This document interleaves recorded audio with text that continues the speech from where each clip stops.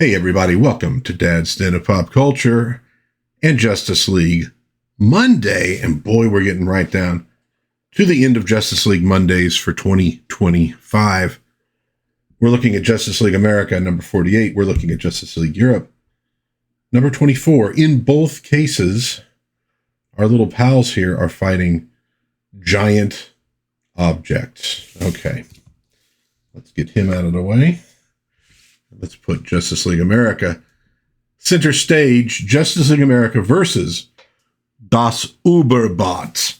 And this, of course, is part 3 of the 5-part General Glory storyline that they're doing. We open with that German scientist who we've been watching trying to destroy General Glory, tromping through the jungle. If you know your lore, you kind of get an idea of what's happening here. He ultimately finds this entrance to this secret, Nazi sort of retirement home. Remember Brazil, Argentina, places that Nazis escaped to after World War II. So this is built off of that idea that they have this sort of, horrific retirement home for these guys. Underneath the jungles of the Amazon. Well, this little dude Schmidt has arrived, and he wants to let everybody know about General Glory living again. Basically, Schmidt he still believes that the Third Reich is going to rise again, and all the other ones here are kind of like, dude, just let it go. Just let it go. But he wants to use Weapon H. And they're like, okay, just, you know what? Just use Weapon H then. Just use Weapon H. Fine. We don't care. Meanwhile, in Maryland, an old man reads in the paper, The Daily Planet, about General Glory living again. And he's like, oh, always was a pain in the butt.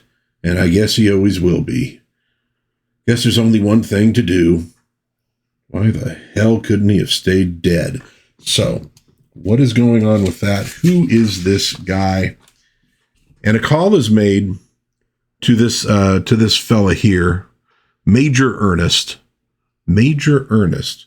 Now, I believe at some point they mentioned that General Glory had a sidekick. Wasn't his name Ernie? Didn't they call him Ernie? Okay, well, yeah. This is General Glory's old sidekick, still in the military, and he's gotten the news, and he's like, oh, man, Corporal Simon, notice Simon and Kirby, creators of Captain America, Corporal Simon, I need a plane now. Meanwhile, so we're flipping around a little bit. This here was in where? The Philippines. So we got stuff going on in South America, Maryland, the Philippines. Now we're in Berlin.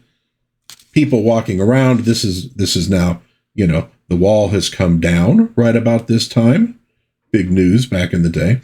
And the ground starts rumbling. What is happening? What is happening? And this god-awful thing, Weapon H, as it says in the title here, the last giant Nazi robot emerges from the ground. They have got to be kidding. No, they're not kidding. Keith Giffen, plot and breakdowns, J.M. DeMatteis script, and kibitzing, Linda Medley pencils, John Beatty inks, Bob Lappin letters, Gene D'Angelo colors, Kevin Dooley, point man, Andrew Delfer, D. Helfer, commander-in-chief. In chief. Sorry about that. Okay, so they have unleashed this giant robot that looks like Schickelgruber. So, the call goes out to the Justice League Europe to let them know, because obviously this thing has emerged in Germany. And again, giant Nazi robots. Oh, brother. But you never know. Could be serious. I don't understand what it is with these villains. Why can't they come up with something original? So she lets Catherine know. This is, of course, Sue Dibney. She lets Catherine know, she's like, sort of joking about this, Catherine, we got a situation, don't tell me it's another giant killer robot. As a matter of fact, it is, but I was making a joke. Apparently somebody else isn't. I suppose this means this embassy is going to be wrecked too. No, it's not on its way here. Our computers are tracking it heading towards the Atlantic, so it's going to New York City. Good, let them handle a giant robot for a change. Wait, I didn't tell you the best part. It's a giant Nazi robot. You knew? I was joking. Well, this thing's no joke, though, and it is headed to New York City to take on the Justice League America, and obviously, really, to take on General Glory. Well, back in the embassy, we're having a little discussion here about General Glory. Martian Manhunter is saying, hey, aren't you supposed to just be a comic book character? Where have you been? What's gone on? If you really are real, where have you been? He says, I don't know. Memory's a blank on a lot of that stuff. It just all kind of fuzzed out. And he's asking him like, well, he says, if you can't remember recent events, perhaps you can tell us something of your origins. Now there I can help you. It all started back in, and Guy busts in. What the hell are you busting his chops for? Oh, Guy, I forgot you were there. Everything you need to know about the generals right here in this comic book. And of course, General Glory scolds Guy Gardner, about cursing. Yes, sir. You're right, sir. And here we get the origin of General Glory, created by Joe Mason and Fred Hoover, co-starring Ernie, the Battling Boy. Look at that haircut that old Ernie's got there. I don't know. Does that look familiar to anybody else? Okay.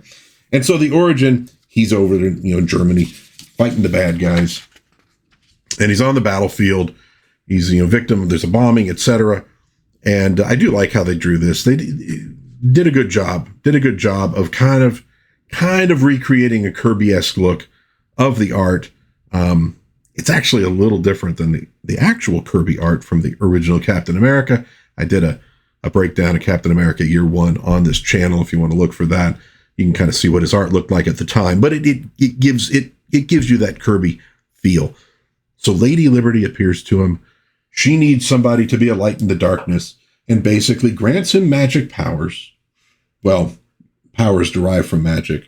When he says, Lady of Liberty, hear my plea for the land of the brave and the home of the free. Skadoo! Not Shazam, Skadoo. And he becomes General Glory. But I'm not just a man anymore, am I? I'm democracy's greatest hope, and I swear to you, Lady Liberty, I won't let you down. All right, so he's ready to fight for the good old red, white, and blue. We get a nice piece of work here. Again, very Kirby-esque figure. They did a good job with this, of him fighting bad guys. There we have him writing a bomb down, like in Dr. Strangelove, picking up a tank, etc. And they go on to show how he initially hooked up with Ernie the Battling Boy, who I believe was Ernest, I think was his name. Yeah, Ernest T. Ernest. So, he's getting thrown out of the barracks here, and General Glory decides to take him under his wing, and he becomes Ernie the Battling Boy with the bowl haircut. And there you have it. He goes, Martian Manhunter, of course, can't believe he took a boy into combat with him, and he's like, well, those were different times. And Blue Beetle's like, John, what about Batman and Robin, Aquaman and Aqualad, Green Arrow and Speedy? He's like, yeah, I guess you have a point. He goes, besides, this is the golden age, man. That kind of stuff was de rigueur. You just did that. You just had to do that kind of stuff. Well, they ask, well, what finally happened to you? And General Glory responds, that little lady is a tragic tale. In fact, it's the last thing I remember before the big blackout. It was in the final days of the war. He's on this secret mission. They give him this injection. So he jumps out of this airplane with the parachute there. The airplane blows up. He thinks everybody's been killed. He lands in the cold waters where he is frozen, and the injection is what kept him alive. He goes, and then I was Joe Jones again, with no memory of the past. I grew old, and slowly some of the memories returned. I knew I was General Glory, but it wasn't until I remembered the words that the other memories returned. So that is the story of General Glory. And just as it finishes, Weapon H, the Uberbot, arrives and knocks down half the wall. And of course, it's being controlled by Schmidt, who is back in South America with all of his evil little retired cronies, watching this through this video screen. And you hear General Glory yelling at him, and I know just the man who created it. Do you hear me, you fiend? I'll stop your robot, and then I'm coming for you. You and your kind aren't going to trample over the decent people of this earth again. Do you hear me? Never again. And so they go into battle with this giant robot. You see Martian Manhunter ripping the arm off as it was holding General Glory in its fist. And look at that. Guy is freaked out here. Gee, an Uberbot, just like in the comics. I don't know. He's not sure what to do about this because, this is the stuff he saw when he was a kid. It has a bigger impact on him. But he jumps into action, smashes it with a green power fist there, and that is pretty much the end of the Uberbot. He goes, "You know who sent this thing, General?" "Indeed I do, Chief. It's the handiwork of my arch enemy, the Evil Eye." "Your arch enemy, of course. I should have known. You're being hunted, and you didn't tell us. Isn't it a given that every hero worth his salt has a gallery of brilliant foes whose sole purpose in life is that hero's utter destruction? Villains of cunning and intelligence who launch clever schemes in hopes of destroying their hated enemy. It's clear that you've never heard of the Injustice League. What? Never mind. Tell me about this Evil Eye." And of course we have Shiloh here kind of waking up. He slept through the whole thing. Not sure he's quite ready for prime time as a hero, this kid. And so at any rate, they're going to hear all about, the Evil Eye from him and who this guy is. But before all that happens, a couple people show up. "I'm Agent Foster, Federal Bureau of Investigation. We have a warrant here for the arrest of one General Glory." "What? Stars and Stripes. And I suppose your archenemy sent them, too." Next, the mystery deepens. Or maybe it widens. Or does it thicken? So, we now get the origin of General Glory. Again, he is sort of a parody, but also kind of a tribute to the great Captain America by Simon and Kirby. I always want to start saying Simon and Schuster. I have to stop myself every time I say Simon and Kirby, because Simon and Schuster just rolls right off the tongue. It is in honor of that character, but of course they're doing a little parody of, the way they talked in old comic books and all that kind of thing. All right. But I'm enjoying General Glory. I like the character overall. I do find it interesting, though, that it seems like if you're working at DC, you're trying to figure out ways to introduce versions of Marvel characters into your comic books. And if you're working at Marvel, you're trying to figure out ways to introduce DC characters into your comic books. Like, nobody's happy where they're at, which if you consider what folks used to get paid and how they were treated, kind of understand that. And a lot of these guys are they're fans. So they like doing these kind of tributes to characters by artists and writers that they really admire. But at this point, we got General Glory, i.e. Captain America, in the Justice League. And in Justice League Europe, you have Silver Sorceress and you have Blue Jay, who are basically the Scarlet Witch and Ant-Man over in, the European Justice League. So, there's quite a few Avengers are managing to pop into the Justice League at this point. Justice League Europe, last time we saw this giant worm emerge out of the ground after it had, or maybe its buddies had basically destroyed a factory owned by Simon Stagg. That's this guy right here, screaming and running away. That's his manservant Java with the robot arms because they were destroyed a few issues back. And of course, Metamorpho, his, former son-in-law, not too sad to see him running away. This one is a Keith Giffen, Gerard Jones, Bart Sears, Randy Elliott, Bob Lappin, Gene D'Angelo, Kevin Dooley, and Andy Helfer presentation. It is called Worm Food.